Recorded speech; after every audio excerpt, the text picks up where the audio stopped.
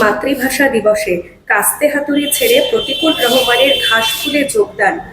আগামী আসন্ন বিধানসভা নির্বাচনে রাজ্য রাজনীতিতে একটা সমীকরণ বদলে দিতে পারে, দলের পক্ষ থেকে কি বলবেন? কোনো সমীকরণ পাল্টাবে না। বেঈমানরা, মির্জাফররা চলে গেলে দল ক্ষতি হয় না।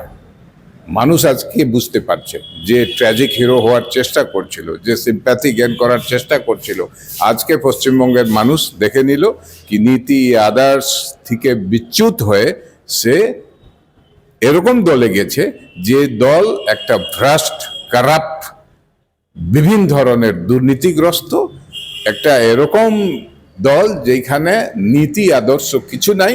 সেই জায়গাতে সে নীতি আদর্শকে ছেড়ে গেছে, বিচ্যুতি হয়েছে, কোনো ক্ষতি হবে না।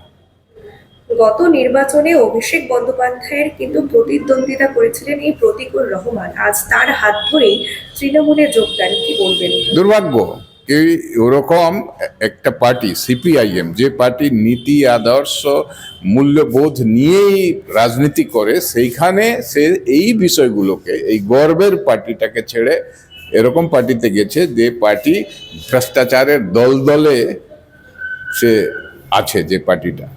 তৃণমূলে যোগদানের আগে মোহাম্মদ সেলিমের বিরুদ্ধে এক রাশ ক্ষোভ উগরে দিয়েছেন, কি বলবেন এখন? যাওয়ার প্রস্তুতি ছিল, ওগুলো যেগুলো কথা ও বলেছে বা কালকেও যে কথাগুলো বলেছিল, যাওয়ার জন্য অজুহাত প্রস্তুতি করার অনেক আগে থেকে ও, যেটা আমরা জানতে পারলাম, অনেক আগে থেকে এই যোগাযোগ করছিল। বিচ্যুত যেটা হয়ে যায়, মানুষ যদি স্লিপ করে না আর দাঁড়াতে পারে না, এই যে বিচ্যুতি ঘটেছে।